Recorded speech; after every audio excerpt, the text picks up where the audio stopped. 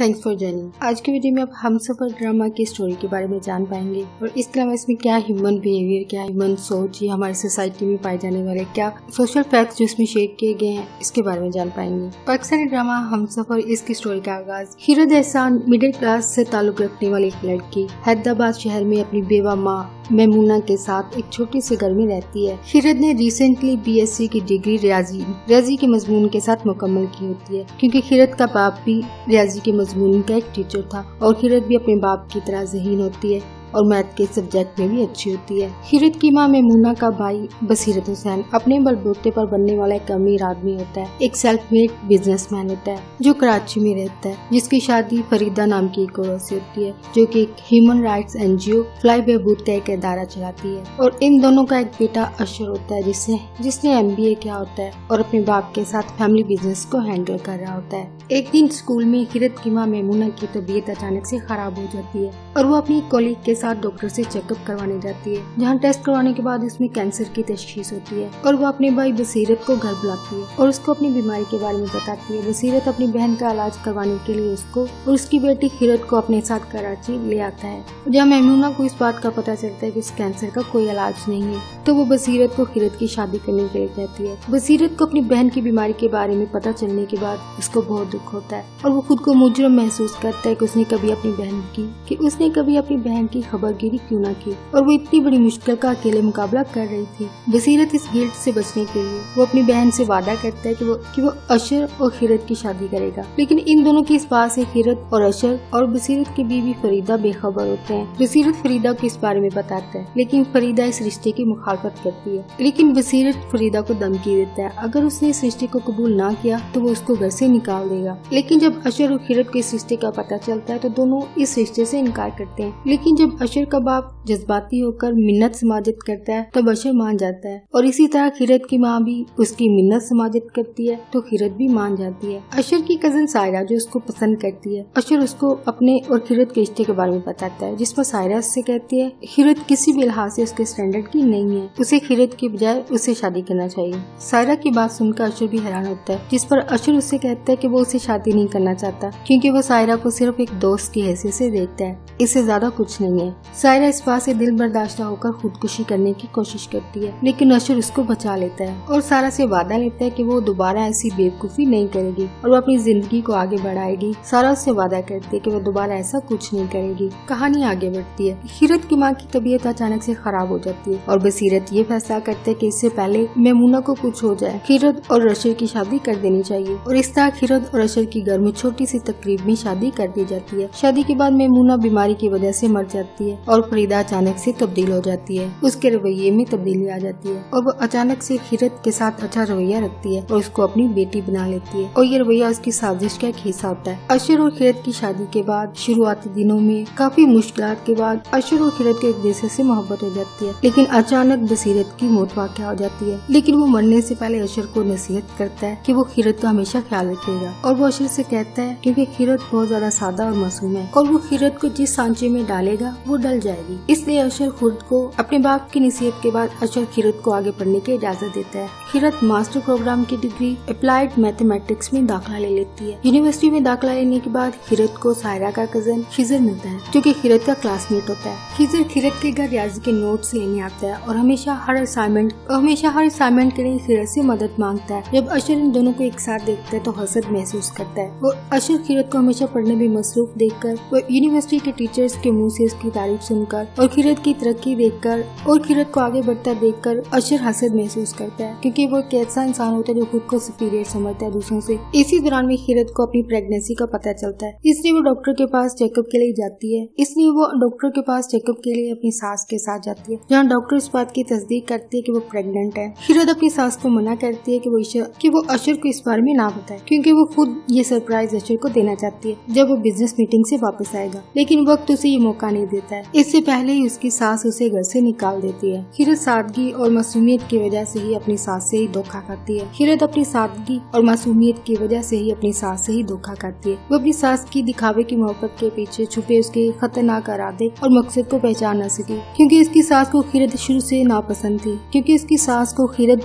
नापसंद थी और वो अपनी भांजी सारा को अपनी बहू के रूप में देखना चाहती थी। इसलिए वो खीरत के साथ उस वक्त तक अच्छी रही जब तक उसका शोहर जिंदा था। उसके मरने के बाद वो अपनी बहन और भांजी के साथ मिलकर खीरत को ऐसे जाल में फंसाती है कि अशर उसको खुद छोड़ने के लिए तैयार हो जाता है। इसके लिए अशर की माँ खिजर को पैसे का लालच देती है और खिजर को भी अपने प्लान में शामिल करती है ताकि वो अपने मकसद में कामयाब हो सके। और खिजर के अलावा वो सारा को भी अपने बेटे से शादी का लालच देती है कि वो अपने बेटे से उसकी शादी कर देगी। हालांकि वो इस बात को भी जानती थी कि अशर सायरा को सिर्फ एक दोस्त की हैसियत से पसंद करता है और इस बात को सारा भी खूब जानती है। लेकिन ये सब कुछ जानने के बाद भी ये लोग अशर और खीरत को अलग कर देते हैं, क्योंकि फरीदा को अपने शोहर की कही गई बातों से गहरी चोट लगती है, जिसकी वजह से वो खीरत की दुश्मन बन जाती है। वो इस बात को हमेशा याद रखती है। वो उन अल्फाज को जो बसीरत ने कहे थे, उन अल्फाज को हमेशा याद रखती है। बसीरत के कहे गए अल्फाज ये थे कि वो उसको घर से निकाल देगा अगर वो खीरत और अशर के रिश्ते को कबूल नहीं करेगी, और वो उसे ये भी कहता है वो अशर को इस बात के लिए कायल करे। इसलिए फरीदा अशर को कायल करती है कि खीरत और खिजर का आपस में अफेयर है। खीरत अशर के सामने अपने बेगुनाह होने की मिन्नत करती है। इसके लिए वो पहले से खीरत को साथ लेकर खिजर के घर जाती है, जहाँ पर उसकी बहन भी मौजूद होती है। लेकिन वो खीरत और खिजर को तन्हाई का मौका देती है, जहाँ पे खिजर जो कि इनके प्लान में शामिल होता है, वो जानबूझकर खीरत के करीब आने की कोशिश करता है। और इसी दौरान में अशर वहाँ पे आता है और उनको इस तरह देखकर उसको शक गुजरता है कि इनका आपस में अफेयर है। लेकिन खीरत अशर के सामने अपने बेगुनाह होने के लिए उसकी मिन्नत समादित करती है, उसके सामने सफाई पेश करती है। लेकिन अशर उसकी कोई भी बात सुने बगैर वहाँ से चला जाता है और घर वापस नहीं आता है। खीरत घर वापस जाती है, लेकिन फरीदा घर में अशर की गैर मौजूदगी का फायदा उठाती है और खीरत को घर से निकाल देती है और उसे भी बाकी लोगों की तरह पैसों का लालच देती है और उसको एक चेक देती है ताकि वो अशर की जिंदगी से चली जाए। लेकिन खीरत इस चेक को लेने से इनकार करती है। फरीदा खीरत को आधी रात को घर से निकालकर बसीरत की कही गई बात का बदला लेती है, जैसे कि बसीरत ने फरीदा को घर से निकल जाने की धमकी दी थी। लेकिन खीरत घर से निकलने से पहले घर के एक मुलाजिम से पेपर और पेंसिल लेकर अशर के लिए अपने बेगुनाह होने के बारे में एक खत लिखती है और मुलाजिम को ये खत अशर को देने को कहती है और वो मुलाजिम ये खत अशर को दे देता है। लेकिन अशर कभी इस खत को पढ़ता नहीं है। खीरत के पास घर से निकलते वक्त पैसे नहीं होते, लेकिन उसको एक नेक दिल आदमी मिलता है जो उसको हैदराबाद पहुँचाता है, जहाँ वो अपनी हमसाई बतुल खाला के पास जाती है और उसके घर में ही रहती है। कहानी में आगे अशर के घर आने पर फरीदा उसको बताती है खीरत खिजर के साथ भाग गई है। लेकिन खीरत अशर को कई बार फोन करती है, लेकिन वो उसकी कॉल कभी अटेंड नहीं करता है और अपनी ऑफिस सेक्रेटरी से कहता है खीरत की जब भी कॉल आए उसे कहे अशर ऑफिस में मौजूद नहीं है। कुछ वक्त गुजरने के बाद खीरत को एहसास होता है कि वो अशर के सामने अपनी बेगुनाही साबित नहीं कर पाएगी, इसलिए वो दोबारा कोशिश करना भी छोड़ देती है। इसी दौरान में खीरत एक प्रीमेच्योर बेबी, एक 7 माह की बच्ची को जन्म देती है, जिसका नाम वो हरीम रखती है और ये फैसला करती है वो अपनी बेटी को खुद कमा कर खिलाएगी। इसलिए वो एक स्कूल में मैथ टीचर के तौर पर काम करती है। कहानी आगे 4 साल बढ़ती है। एक दिन अचानक हरीम की तबीयत खराब होती है। खीरत डॉक्टर से उसका चेकअप करवाती है, जहाँ डॉक्टर उसे बताती है उसकी बेटी के दिल का एक वॉल्व पैदाइशी मर्ज की वजह से खराब है, जिसके लिए हरीम को ओपन हार्ट सर्जरी की फौरी जरूरत है। लेकिन खीरत के पास इस सर्जरी के लिए पैसे नहीं होते, इसलिए हरीम को बचाने के लिए खीरत अपने एक दोस्त के कहने पर अशर के ऑफिस जाती है, जहाँ वो अशर को तमाम कागजात दिखाती है जिससे ये साबित हो सके कि हरीम उसकी बेटी है। क्योंकि खीरत अब पहले जैसी मासूम नहीं रही थी, वो अब दुनिया के तौर तरीके सीख चुकी थी। खीरत की मासूमियत की जगह अब एक बहादुर और मजबूत शख्सियत ने ले ली थी। अब वो अशर का मुकाबला कर सकती थी और उसको वो तमाम जरूरी कागजात जो सबूत के तौर पर पेश किए जा सके, जो वो सबूत के तौर पर उसके सामने पेश कर सके, वो उसके पास मौजूद थे। क्योंकि अशर इस बात से बेखबर था कि उसकी कोई बेटी भी है, क्योंकि अशर खीरत की प्रेगनेंसी से बेखबर था। अशर हरीम का ऑपरेशन करवाने के लिए हरीम और खीरत को अपने साथ घर ले आता है। खीरत सारा और फरीदा का खुद एतमादी और मजबूती से सामना करती है, क्योंकि अब वो उनके किसी भी झांसे में आने वाली नहीं थी और वो उनकी हर बात का डट कर मुकाबला करती है, क्योंकि उसके हालात ने उसको इतना मजबूत बना दिया था। कहानी में आगे सारा खीरत को देखने के बाद दोबारा से एक बार फिर से अशर से अपनी मोहब्बत का इजहार करती है, लेकिन अशर उससे कहता है कि वो किसी से भी मोहब्बत नहीं कर सकता है, इसलिए वो उसका पीछा करना छोड़ दे। इसी दौरान में खिजर भी अमेरिका से वापस आ जाता है और फरीदा को ब्लैकमेल करना शुरू कर देता है और ये धमकी देता है कि अगर उसने सायरा से उसकी शादी ना की तो वो खिजर की बेगुनाही अशर पर जाहिर कर देगा, क्योंकि फरीदा के प्लान में इसे शामिल होता है क्योंकि उसको लालच दिया जाता है कि वो सायरा से कि फरीदा उसकी शादी सायरा से करवाएगी, लेकिन ऐसा नहीं होता है। खिजर के ब्लैकमेल करने की वजह से फरीदा उसके दबाव में आ जाती है और वो सायरा के पास जाती है और उसे खिजर से शादी करने के लिए कहती है, लेकिन सायरा जो कि पहले से ही अशर के शादी के इनकार करने की वजह से दिल बर्दाश्त हो चुकी होती है, वो इस शादी से इनकार करती है। लेकिन फरीदा अपनी बहन जरीना और सारा की मिन्नत करती है और उसकी माँ को कहती है कि वो सारा को शादी के लिए राजी करे, क्योंकि अगर खिजर अशर को ये बात बताने में कामयाब हो गया कि खिजर बेगुनाह है, इस बात की वजह से उसका अपना बेटा अशर उससे दूर हो जाएगा। लेकिन सारा और जरीना इस बात से इनकार कर देते हैं। फरीदा अपने आप को बचाने की पूरी कोशिश करती है, लेकिन इसमें कामयाब नहीं हो पाती है और उसकी असलियत अशर के सामने खुल जाती है और सारा जो कि अशर के इनकार की वजह से दिल बर्दाश्त न होने की वजह से दोबारा से खुदकुशी करने की कोशिश करती है, लेकिन इस बार वो कामयाब हो जाती है। सारा अपनी जिंदगी को खत्म कर लेती है। हरीम के कामयाब ऑपरेशन के बाद खिजर चुपके से हैदराबाद वापस आ जाती है और हरीम को अशर के पास छोड़ देती है। अशर के लिए एक खत छोड़ती है। इस खत के जरिए उसे बताती है उसको तहरीम की मुकम्मल तौर पर कस्टडी हासिल है और वो अपनी मर्जी से हरीम को उसकी तहवील में देती है, क्योंकि वो माली तौर पर इसकी देखभाल करने के काबिल नहीं है। लेकिन तहरीम के इलाज के दौरान खिजर के साथ बिताए गए पल और वक्त ने आशर के दिल में खिजर के लिए मोहब्बत के वही जज्बात फिर से जिंदा कर दिए थे जो वो उसके लिए पहले रखता था। इसी दौरान में आशर को अलमारी में से एक डिब्बा मिलता है और इस डिब्बे को देखते हुए आशर को 4 साल पहले खिजर का दिया हुआ खत मिलता है और आखिरकार वो उसे पहली बार पढ़ता है। खत में खिजर ने अपनी बेगुनाही और अपनी प्रेगनेंसी के बारे में बात की होती है और उसे आज से 4 साल पहले खिजर और खिजर को साथ देखने और इन दोनों के दरमियान होने वाले अफेयर की बात पर यकीन कर लेने पर पछतावा होता है और वो समझता है कि उसने बहुत बड़ी गलती की ऐसा करके। इसके बाद वो अपनी माँ फरीदा और खिजर के दरमियान होने वाली एक फोन कॉल सुनता है जो इस बात की तस्दीक करती है उसने जो कुछ देखा वो मन गढ़ंत था। उसकी माँ ने खिजर पर इल्जाम लगाया था और फरीदा ने जानबूझकर खिजर को घर से बाहर निकाल दिया ताकि आशर को खिजर की प्रेगनेंसी के बारे में पता न चले और वो इस बच्चे के बारे में कभी न जान पाए और वो अपने मकसद में कामयाब होती है। लेकिन अब सारी हकीकत आशर पर खुल जाती है। आशर इस बात के लिए खौफजदा होता है कि शायद खिजर के खिलाफ होने वाली साजिश में खिजर उसको भी जिम्मेदार समझती है। वो इस बात से खौफजदा होकर उससे माफी मांगने के लिए फौरन हैदराबाद पहुंचता है और वो खिजर को घर वापस आने पर राजी करता है, जहाँ इन दोनों का सामना फरीदा से होता है। फरीदा जो कि आशिर की गैर मौजूदगी में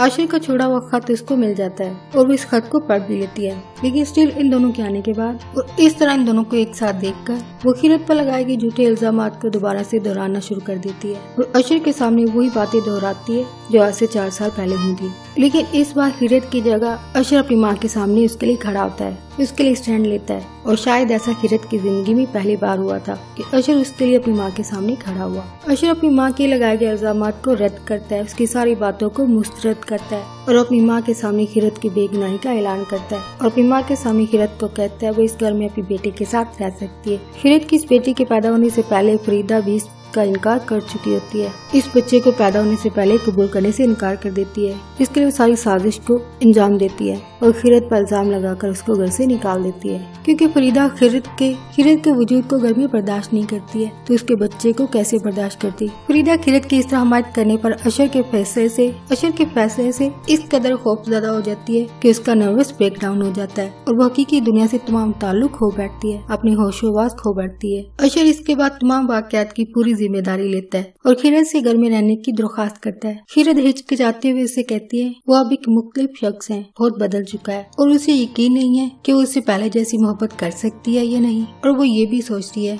अशर ने आज से 4 साल पहले ये सब कैसे सोचा होगा या इस बात पर कैसे यकीन कर लिया कि मैं एक खराब किरदार की लड़की हूँ और उसके खिलाफ की जाने वाली साजिश और उस पर लगाए गए इल्जामात पे ये फौरी कैसे यकीन कर सकता। अगर वो उसे सच्ची मोहब्बत करता तो उसे कैसे छोड़ सकता था। लेकिन अशर ये बात जानने के बाद उसके सामने इजहार करता है कि वो अपने किए पर शर्मिंदा है और वो इस बात से इत्तेफाक करता है कि ये मुकम्मल तौर पर उसकी बड़ी गलती थी और वो खिजर से इस बात की तवक्को करने का कोई हकदार भी नहीं है। उसे ये हक नहीं है खिजर उसको कभी माफ करे या वो उसको आसानी से माफ कर देगी, लेकिन वो उससे कहता है कि उसको उम्मीद है कि वो उसके साथ इसके घर में रहेगी रहेगी, इसके साथ रहेगी, ताकि वो उसके साथ मिलकर हरीम की परवरिश कर सके। शीरत हिचकिचाते हुए उसकी बात से रजामंद हो जाती है, अपनी रजामंदी को जाहिर कर देती है कि वो इसके साथ रहेगी, जो कि एक तरह से उसके लिए माफी का साइन भी होता है कि वो इसको माफ कर चुकी है।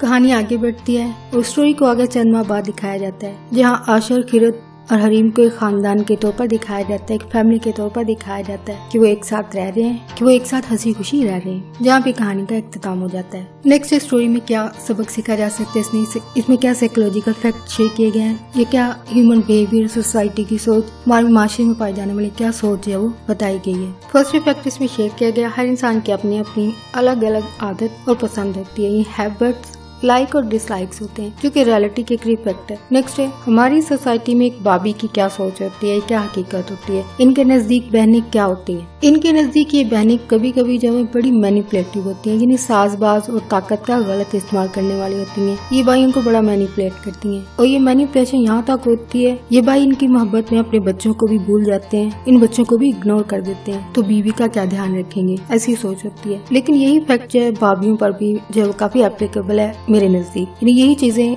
ये खवातीन भी इख्तियार करती हैं, यही तरीका मैनिपुलेटिव का, और ये मर्द हजरात को इतना मैनिपुलेट करती हैं या ब्रेन वॉशिंग करती हैं कि वो अपनी बहनों को कभी भी मिलते नहीं है या उनकी कोई भी जिम्मेदारियां उठाते नहीं है, तो उनके बच्चों को क्या पूछेंगे। इस स्टोरी में भी आपको काफी ये फर्क जो है वो काफी वाज़ेह तौर पर नजर आता है। ये दोनों खवातीन अपनी अपनी जगह पर, एक मैनिपुलेटिव जो होती है वो भाई की बीवी होती है, लेकिन अगर बहन के किरदार को देखा जाए तो वो एक सिंपलिसिटी में रहने वाली खातून होती है, जो कि किसी भी रिश्ते को अपने मकसद के लिए इस्तेमाल नहीं करना चाहती हैं। इसलिए वो अपनी जिंदगी को जी रही होती हैं और भाई को अपनी जिंदगी जीने दे रही होती हैं। लेकिन स्टिल बहन भाई की मोहब्बत में किया गया एक फैसला उनके अपने बच्चों के लिए और बीवी के लिए आगे जाकर काफी मुश्किलात को पैदा करता है, जो कि स्टोरी में आपको वाज़ेह तौर पर नजर आता है कि कैसे एक भाई अपनी बहन की मोहब्बत में उसके मरने के बाद उसकी बेटी को अपनी बहू बनाता है, लेकिन उसकी बीवी इसको कबूल नहीं करती है, जो कि आगे जाकर काफी मुश्किलात का बाइस बनता है। आपस में रिश्तों में काफी दरार पड़ती है, जो कि आगे जाकर रिश्तों में काफी दरार पैदा करता है।